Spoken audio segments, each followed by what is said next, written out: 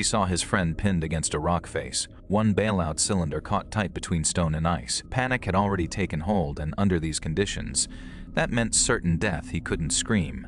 Not when the cave swallowed every sound like an old man swallowing his coughs. Patrick had to stay calm or become the next victim himself. He checked his dive computer. 400 minutes now. 9 hours submerged. Decompression sickness would claim him if he didn't get out soon. He turned away from Yari's body, swam toward the second exit, and began moving through darkness alone. Behind him, the other three were still following their schedule, 2 hours behind Patrick and Yari, but they hadn't noticed anything was wrong yet. Bassa heard a faint distress signal echoing down the tunnel as he descended into the deepest section. He followed it. Instinctively, Kai found Yari's body blocking the path ahead.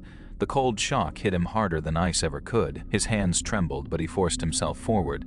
There was no turning back now, not if they wanted to survive long enough for their oxygen tanks to last 12 hours underwater. Yuryu came next, then Vesa Renton, and both saw Yari's corpse just as clearly as Besa had. But unlike Besa, who tried to hold his composure, Vesa panicked instantly. His breathing became erratic. His limbs locked up like overheating machinery. Kai rushed over to calm him, but it was too late. Panic underwater doesn't wait for warnings. It kills in minutes. Within seconds, Yari Uesamaki's life slipped away, not from lack of air or gear failure, but from sheer terror.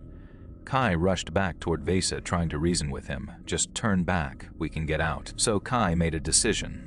Alone, he swam back through the tunnel, leaving his team behind in the dark. When he emerged from the first entrance, it was barely 1:30 a.m. He dragged himself into their van, the same vehicle that had brought them here, and waited for Patrick or Vesa to come out alive. They didn't disappoint him. At 2 a.m., both reached safety, marking an ending that felt less like victory and more like a miracle. But Plurora's horror wasn't over yet. Only 4 years later, in September 2018, another team descended into the world's deepest cave, very Off Canon, a place fewer people had ever stood than visited space. Led by Pavel Demidov, they returned for their second attempt, having already reached the bottom months before.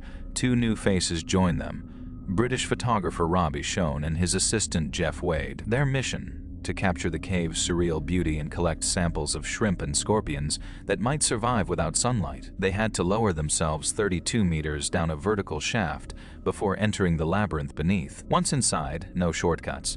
Thousands of meters of twisting tunnels, mud-slick walls, and passages so narrow you could barely fit your elbow through without breaking skin. They set up 6 underground camps along their route, each serving as rest stops and mental reset points. 8 hours